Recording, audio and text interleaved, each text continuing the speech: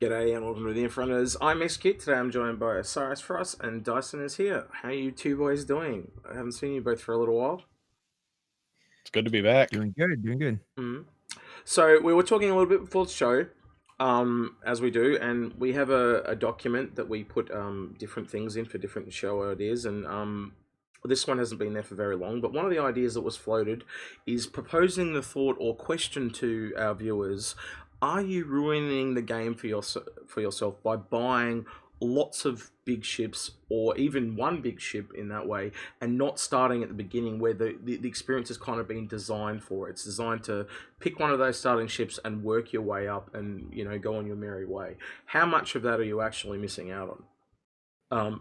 And so Dyson today is we're going to do a little bit of a role play type of debate here. So Dyson is the for or the pro or the cons, I guess.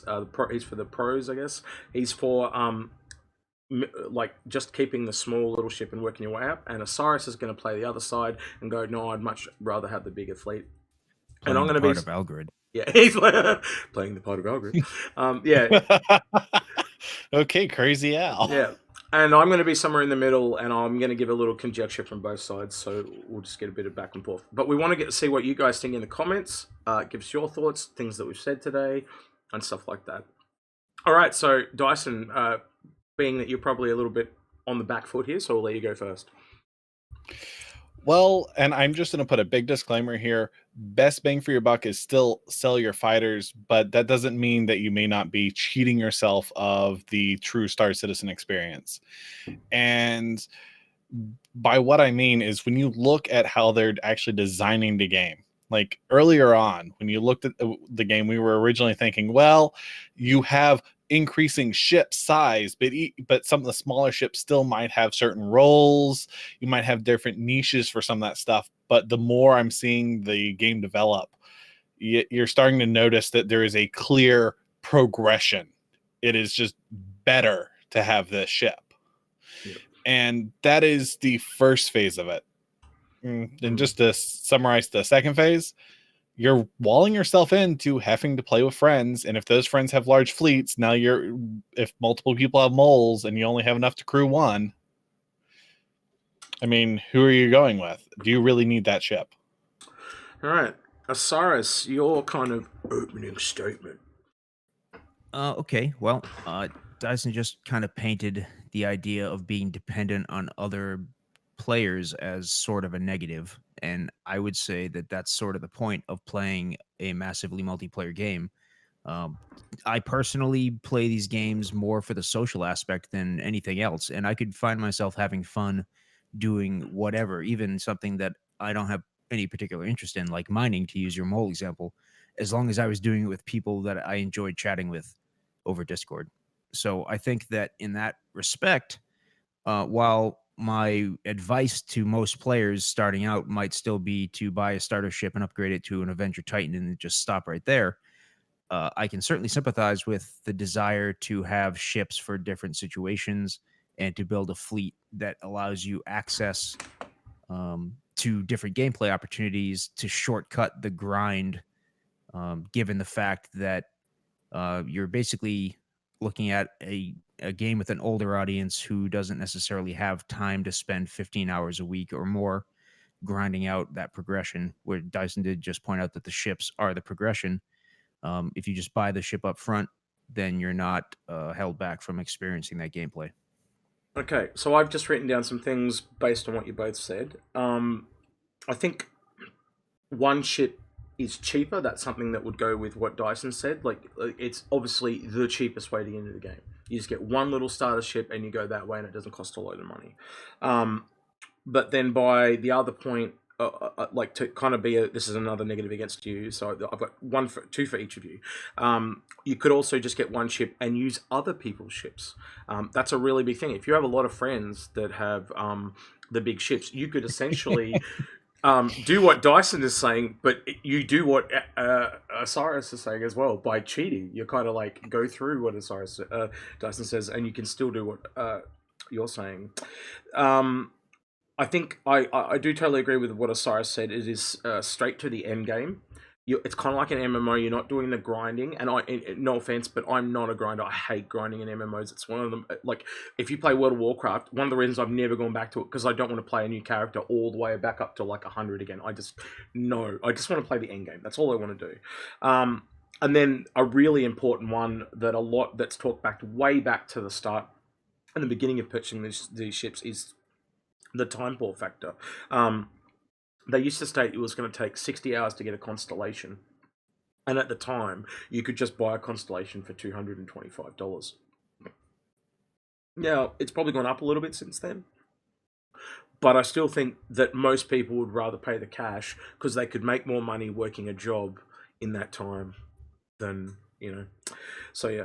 Are there any other benefits? So I've given you some of my benefits. I'd like you to give me some benefits that you see beyond this. So specifically for the single player experience, do you like how do I word this? So do you think like the stepping up from all the little ships, does that allow you to learn the ships, for example, Dyson? Can you give me like some advantages as an example? Well, one of the reasons I would actually say you're cheating yourself is you get that skill progression because you're going to start learning the different professions from the ground floor in a more natural way, especially if they add more advanced mechanics in the bigger ships. And the other thing that you're kind of cheating yourself of is looking at and finding out what you want to do. What do you want to specialize in? Because there's a good example is even with fighters. There's multiple different fighter roles. Do you like the more light fighter experience? Do you like the more heavy fighter experience? And also when you look at things, the way they're releasing ships that are actually, in a way, the longer we wait, the better the ships are. Mm-hmm. By the time you've grinded your way up a little bit, you might actually have a completely different ship option that you want to go towards. Okay, so you're kind of pinholing yourself in a little bit too. So Osiris, what do you think to say about that? Do you think it's better that you can just go straight to the end game if you know the stuff, or do you think most people are going to have to kind of learn these skills and traits, like say reclaiming, for example? Like, do you think it's better to start at the beginning and work your way up, or do you think that most people are going to be able to pick up and just play at that top level experience? I might be a little biased, but I'm a big fan of learning by doing on-the-job training. My present career path, I followed something like that. I didn't take necessarily the standard route to get to where I am, and I think that so in my own org, if we had a new player, I wouldn't scrutinize them and say, "Oh, hey, buddy, did you spend your requisite 150 hours behind the wheel of your Aurora before I'm going to let you in the turret of my Corsair?" Mm-hmm. I don't think that that's necessarily a healthy way to approach a game that is at its root a social experience. I'm going to find a place to stick somebody who wants to participate based on the needs of the operation. And, I'm a big fan also of cross training. And if we have those bigger ships and we have a better variety of ships, it may be that eventually you get tired of being a turret gunner and maybe you want to try your hand at engineering, and you can share knowledge with other players. You can get good at other jobs by doing. Okay. Might I Go interrupt ahead. Just for a second? Because I do want to say, I feel like that's kind of missing the point. Because when you're learning from the base up, I'm not saying, oh, when I go play it with someone else's ship, you have to be 100% skilled at that. What I'm saying is you lose some of the skills that you get through progression, because a good example is when you actually have a harder time, because you're going to have to be with smaller ships and as you're working your way up, you're going to be having to learn to be more careful with your logistics. You're going to have to learn in some cases that some of these fights are actually going to be harder because you don't have the in-game ship necessarily when you're dealing with that. And that actually is going to require you to think and approach things differently. And that's the type of acquired skills that you'll learn there versus automatically starting on said in-game ship. I have one follow-up to that. All right, go ahead. And I've got one as well. Go right ahead. I think what you just kind of referenced is an element of metagame analysis, which I think is probably applicable across different titles to a degree. Yeah, you get to learn the ship you're operating, but there's also an experiential basis if you've played World of Warcraft, if you've played any other MMO, where you kind of have a sense of whether or not you're biting off more than you can chew. And it's got little to do with whether or not you've spent X number of time in a role. Like you're just not going to go after a kingship and a corsair, no matter how much experience you have. You know what I mean? So my thing kind of might break the stalemate on this. I'm looking at it from both sides, and there's a kind of a middle ground here. That's a good and bad thing. And what I mean, and I've written it down as devs flat time to learn. And what I mean is, they generally will look at a player and how long it takes them to learn that thing, and they'll take an average and take that, and that's how long they'll do it. So they might go, oh, it takes him, 2 days to fully learn how to do this. So they'll, function that into how this happens in most MMOs. So in World of Warcraft, they might go, oh, it's going to take you 10 levels to learn this. But in the other side of the coin, though, as in Star Citizen, there are no levels. So the actual leveling becomes blocked behind purchasing of ships. So how they would literally have to scale the amount of money you earn to go onto the next ship at the rate that you learn. And some people are obviously going to learn a lot faster than others, and others are going to learn slower than the average. So does that mean if they're shit at it, it's kind of natural. Think about it. If you're shit at it and you're getting less money, it's going to take you longer. But if you're good and you make more money, you're going to get there faster. So it's kind of like self-balancing in a way. Because if you're better, you'll just get there sooner. Do you guys see what I'm trying to say there? Or have I explained myself very poorly? I think I've explained myself poorly because you're both saying nothing. But yeah, so letting you go with it, buddy. Yeah. So what I'm saying is, so if you're trying to level a profession in a normal World of Warcraft type of scenario, you'll go, the next skill is going to upgrade in a couple of levels. So they'll give you that one, and as you level all the way up to the 100, they give you all the skills all the way along until you get all the skills for that character. In Star Citizen, there are no levels, right? So basically, the only enemy, so to speak, of the grind is time. Now, if you are, for example, say you're using a prospector, a mining vehicle, and you are looking to buy whatever said mining vehicle is above it, so there's one that they haven't announced yet, as an example. And so basically, if you are really proficient, you get very quickly proficient at the prospector, you will make enough money very quickly to go to the next ship above. If you are shit, it'll take you much longer to earn the money to get to the one above. So what I'm saying is, in a strange turn of phrase, it is self-balancing. Because if you need more time, you will have to take more time. You hear what I'm trying to say now? Okay, now you're with me. And I think that's a positive, not a negative. And I do want to add with the leveling up, it also depends on the type of profession.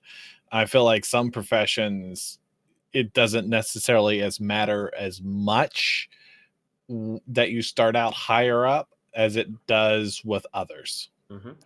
And a good way of putting that would be like a fighter pilot. A lot of the basic skills would probably translate fairly well, regardless on if you start lower versus higher versus something that may be a little bit more skill based, like mining in some ways, depending on how they flesh those mechanics out.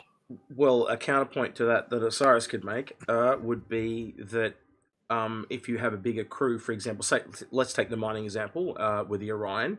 Osiris is a fresh noob today, and I've been doing it for 3 weeks, but I'm his mate, so I can bring him up to speed pretty quick. So that there is that advantage where if you're on your own and you're in a prospector, tough shit, mate, you're all on your own. So but that's still going into my point is, does he really need to have that big ship though, if he can just hop in on yours? I guess to me, the way I interpret it is, the developers have to balance progression around something, but by artificially making you move through an A to B to C ship progression, they're taking your agency away from you about how you want to play the game. And to me, what having a bigger, more expansive fleet is about taking that power back and me deciding the terms on which I want to play the game. And maybe on day one, I go out my Orion and I have no idea how the hell to mine. That's my problem. And it's a choice that I get to make because I value my time. Like you just used example execute a little bit ago that at one point in time they said it would take 60 hours Yep. to grind out the money to get a constellation that was $225. What it boils down to me is what is your time worth? And I, I would much rather prefer to own the ships ahead of time and then figure out how I want to use them and under which situations and play my way rather than go through the grind that somebody set up for me. okay. Well, look, Well, I'm finding very quickly as I run this through my head, the middle ground, as usual, is almost everything in life is the best way to go.